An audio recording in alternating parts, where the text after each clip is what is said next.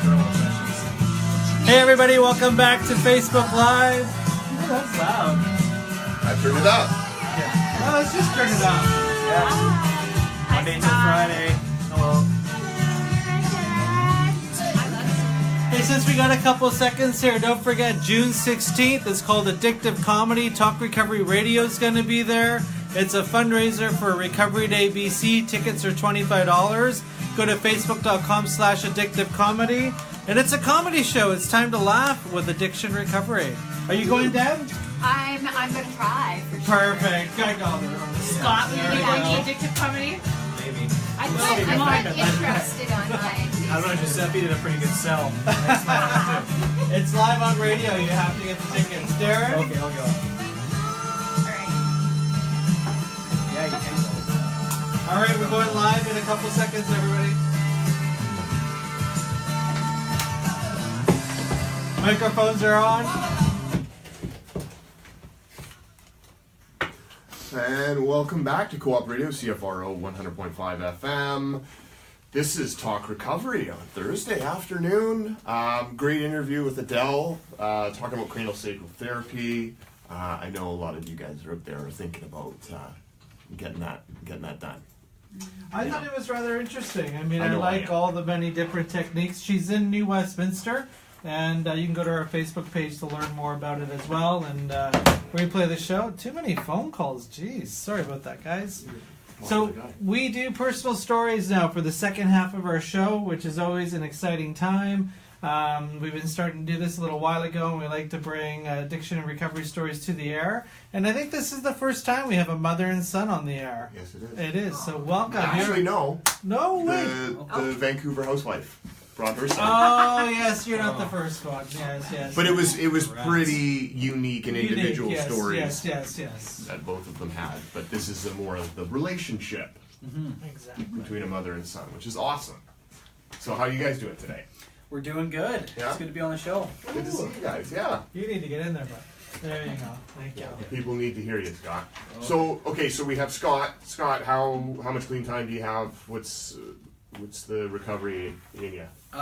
You know what? My mom's usually better keeping track of it than I am. But I think it's about 3 years and 3 months now. 3 years, 3 months. Congratulations. Thank you. And that's also been your recovery as well. Oh, absolutely. I am definitely a recovering parent. Yeah. And did you know that was going to happen when Scott began to deal with his problem? Are you asking, did I see the train coming down the tracks? No, I'm wondering, did you know about the work that and lifestyles changes that you would yourself be doing? Oh, I see.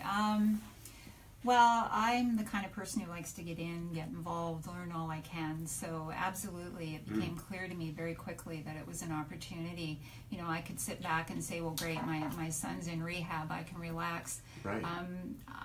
Yeah, great, my son was in rehab, and then the work began for me as well. That's so great. I mean, I know because I've worked in the industry a long time, and you know, as soon as you start saying to parents sometimes like, hey, we need to talk to you, you need to come in, there's a lot of apprehension there. Like, are you going to be bringing up my parenting? Are you going to be talking about my stuff? Right? And there's this sort of nervousness that they're going to see how responsible they might be or might have been, and their stuff comes up. And you know, I think a lot of, you know, sometimes there is parental responsibility or influence that was involved. But did you feel that way? Did you have guilt? Yeah, that you thought was your fault that Scott wound up the way he did? Well, I'm kind of an analyzer. You know, I'm also in healthcare too, so I specialize in, you know, high radar to stave off catastrophe at all costs, right? So I'm an expert at that, and I think I brought it to my parenting as well. So one of the things I really had to learn was to really dial it back. And I know I'm looking at you, Darren. One of the first things I had to learn as someone who was involved in Scott's recovery was not to get on the phone and call you every day and figure out, okay, you know, what's going on, and you got to know this about my kid to help him. I really reached a point where I had to let all of that go. Mm-hmm. And because you know so much, right? Because you have so much information and background, and it's all so important. And what happens is, I think maybe we told you, or it became clear that this is not the time in the beginning for all of that. Like, we're just, he needs to reconnect. He needs to, sort of, and disconnect from his, his previous life and the people that he was, using, taking advantage of, things like that, right? I mean, did you see it like that when you first came in? Did you blame your parents, or did you have that stuff that comes in with a lot of addicts? Yeah, well, I think, I had definitely had a lack of accountability when it came to my own addiction, right? I mean, everyone's got that one story, I'm an addict because my parents didn't love me enough, or I'm an addict because I grew up in a rough neighborhood, or, I had a traumatic experience when I was a kid. Everybody's got their one reason, their go-to excuse, besides, I may have made some pretty poor choices growing up, right? Mm-hmm. So, even for the first little bit, I was still, the more clean time I get and the more insight I get, the more insane I realize I was. And how, I'm sure you already know, but how much the first 30 and 60 days were just putting me in a microwave and setting me to defrost and having like a, just an area where I could kind of decompress and come back from outer space, right? Right. You have to hear yourself tell the crazy stories, and actually hear it for what it is, don't you, for the first little while? Because, like you say, it takes a while before you can look back in hindsight and go, did I really think that? Did I really blame those people or see it like this way? What can you tell some of those specific stories or dialogues or narratives that you had that are now you see as totally crazy? Yeah, well, it started with my first, when I actually piped up in a group setting, was to address the fact that I thought they were putting drugs in my food to make me more docile. I even had it pinned down to scopolamine, you guys are all... And I wasn't even really like a paranoid schizophrenic person. I wasn't in psychosis. I just genuinely thought that, it was so likely that people would rather put drugs in my food than actually be out to help me, right? Right. Wow. Yeah. And then the other one was, I could, when I came into the center, I thought I had seven weeks clean, right? But, I kept telling people I'm 7 weeks clean. All the while I was recreationally using cannabis, and I was, injecting pharmaceutical pills, and it's clean, right? That's what I'd consider. Right. Yeah. Yeah, it's interesting how the stories change, isn't it? Yeah. But the major turning point, and when I actually kind of saw my insanity from a third person, was one of my good friends in treatment had relapsed while in treatment, right? So he had used in the house, and I was in denial about it. I didn't, he was quite obviously under the influence, and I didn't want to notice it, right? And finally somebody pointed it out, and he just completely exploded, right? Started blaming this, and this, yelling at people, then going back to denying it, and it all ended with him coming up to me and asking me to leave treatment with him and passing me his number. And it wasn't until getting to know this guy as a super good dude and a close friend of mine, and then seeing him make that split-second change the minute he used, that's when I finally realized what I had been doing to my mom, my dad, my sister, my entire life, right? Yeah. You see it. Yeah. You see it right in front of you. Mm-hmm. And you see the crazy, and you see the lies, and you see, you see yourself, don't you? Mm-hmm. Right? And so just back on that idea of you being 7 weeks clean, shooting pharmaceuticals, smoking pot, what did you consider your drug of choice? Well, it was always, I always experimented and flew all over the map. It started with hallucinogens, moved on to more party drugs, and, by the time before I even had left high school, I was injecting heroin, right? And that was always my go-to, right? As soon as I never really used anything super addictively. Mm-hmm. All my friends were up till 7 a.m. and, by the time it was 2 or 3, I'm like, hey, I'm going to go to bed, guys. But until I found heroin, that was like okay, all right, I found my calling. Right. You know? So you had a naive mindset then if you're using anything else, right, then you're clean or whatever. Like I'm Yeah. not using that drug that's causing all the chaos in my life. I'm just popping pills and smoking pot or whatever, right? Is that, like, when did that cross your mind and change your thinking about being absolutely clean, like abstinent from all substances? When did you make that decision? Well, I really had no exposure to it. I think I had one conversation with somebody who was in a fellowship, and he had, I think, about 2 years clean at the time, from all substances, and we just sat on the phone and talked on manageability and powerlessness for about an hour. And that was the first time I've ever had exposure to completely clean, and that was about a week before I went into treatment. Okay. And this last time you went into treatment, was that your first time? Yep, yeah, first and only time. First and only time in treatment. Okay, so Mom, how many other attempts or, any other trials of trying to get him clean had gone on previous to the treatment? Absolutely. Well, I want to comment on this as a parent because, and I think as people in my own circle approach me and ask about concerns about their children, it's really hard for a parent, I think, to decide, what's a phase and what's big trouble. And there's a whole long line between that. So we danced along that for several years, really. And, we did all the typical things, enough, no using in the house, you're out. And then, he'd come back a few weeks later, things would look better. Did all of that, mentioned, about going into detox while, he was working and he didn't want to give up his job. So, it's complicated. It's really complicated to know as a parent how hard to push. I think it all hit for us. My brother and his family, I think, were a key part of that, where we all hit our bottom together, I think. It was a real realization one Christmas that, things needed to change. And I believe that it happened and unfolded exactly as it needed to and in the time frame that it needed to. And as Scott mentioned, he went into treatment and we haven't looked back. I mean, it's so possible, for, I think, anybody. When you hear your story, when you talk about your background, the types of drugs you were using, the insanity of it all, I mean, you are also the candidate for, methadones and Suboxones and staying on medication and, like constant monitoring and that type of thing, right?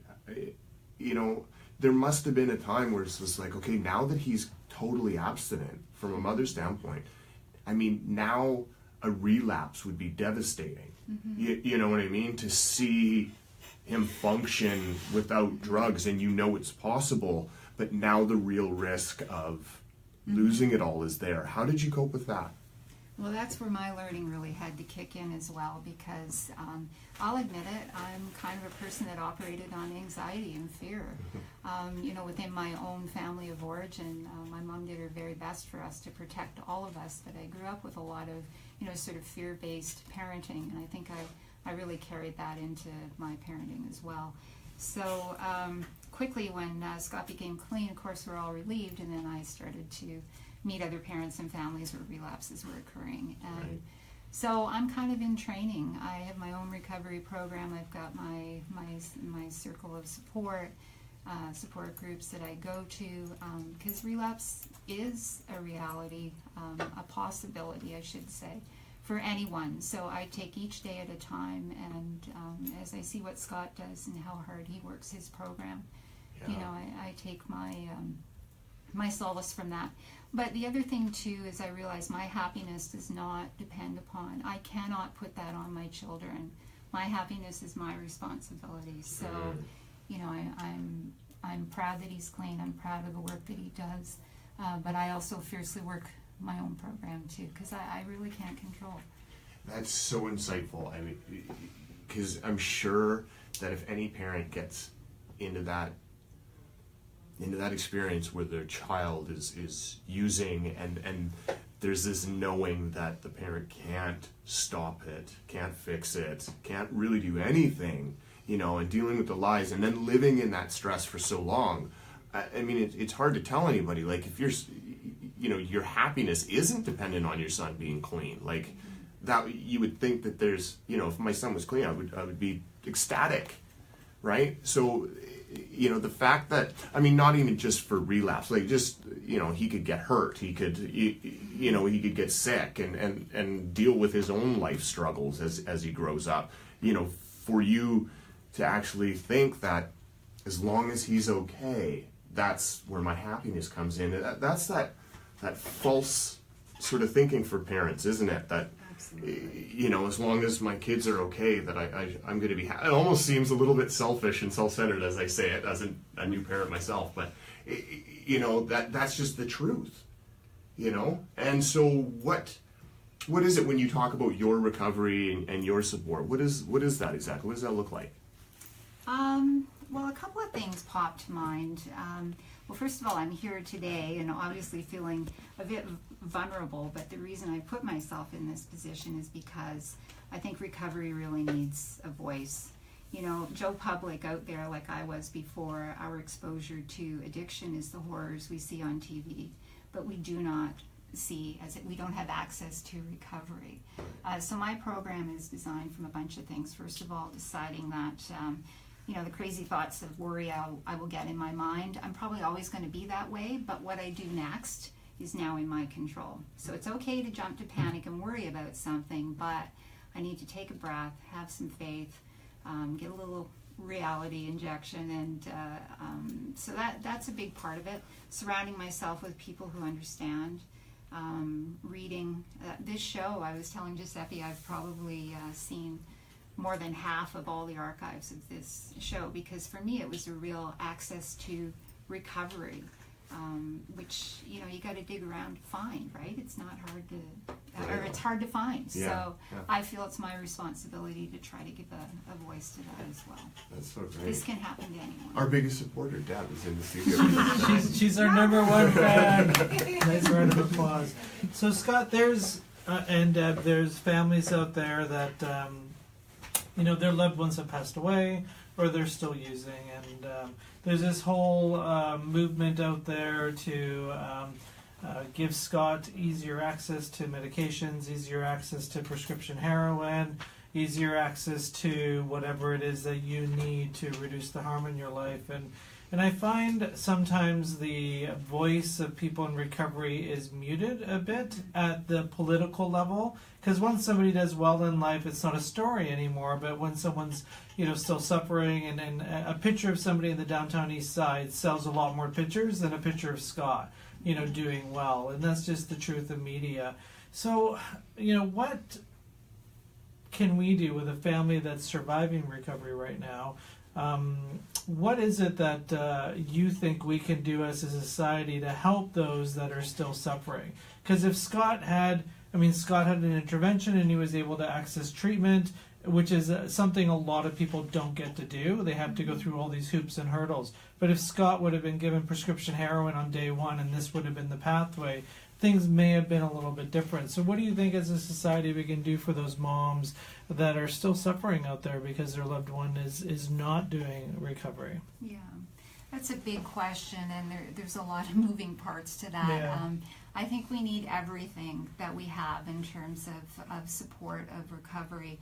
I'm personally very happy that Scott was in an abstinence-based program, but what I'm not happy about is we fell into that quite by accident. You know, nobody was out there advising me, what do we do in this situation? So, you know, we found an interventionist, and we found the program that he was in all by, you know, my own research. That wasn't by coaching from the health professionals.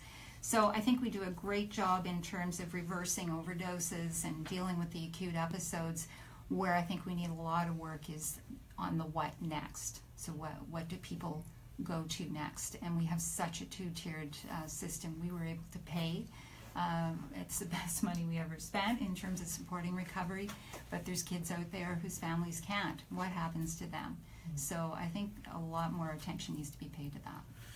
Scott, you're the man of the hour right now. So what is it, like, what suggestions do you have for some of our listeners? And you know, there's no difference between you and the guy that's using drugs right now in the downtown east side, other than the fact that you had access to treatment.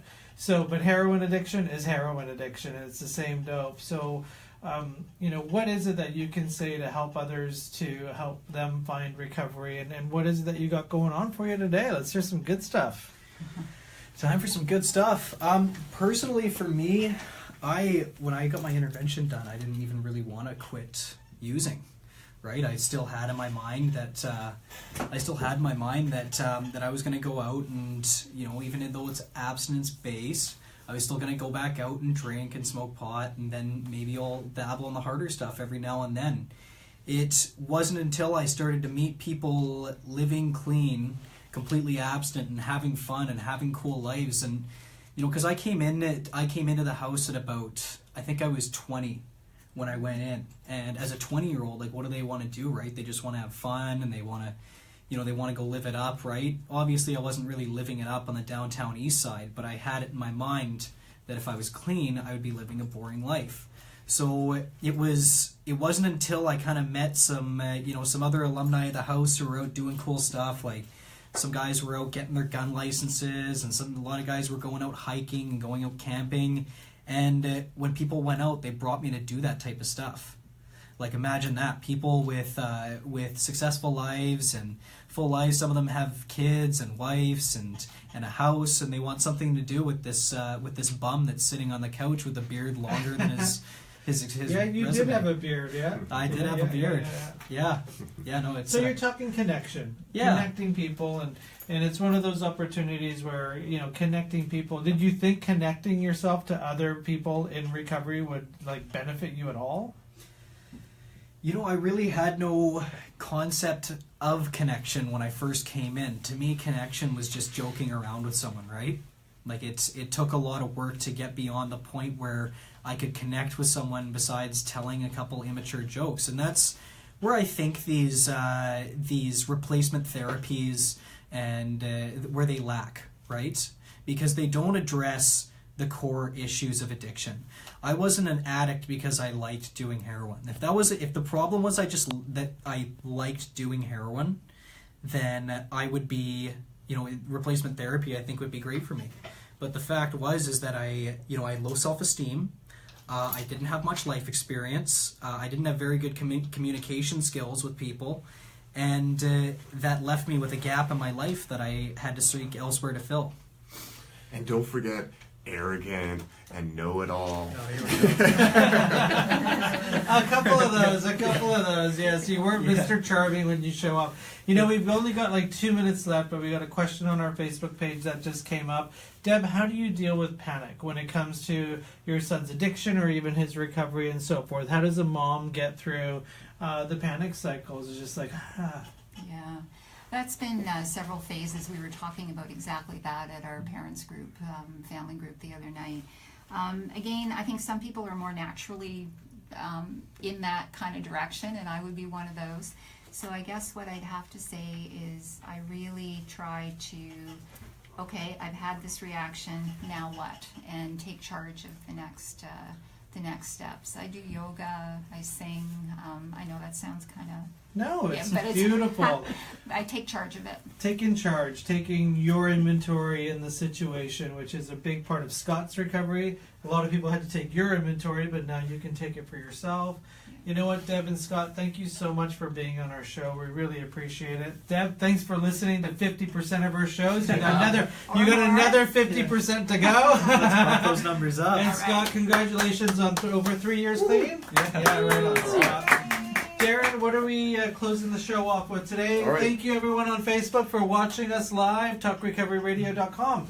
Thanks for listening to Talk Recovery, Co-op Radio, CFRO 100.5 FM. And we're going to end the show with a little Police. This is King of Pain. Awesome. Great show. That was great. Wow. Right on. Good show, everyone. That's very good.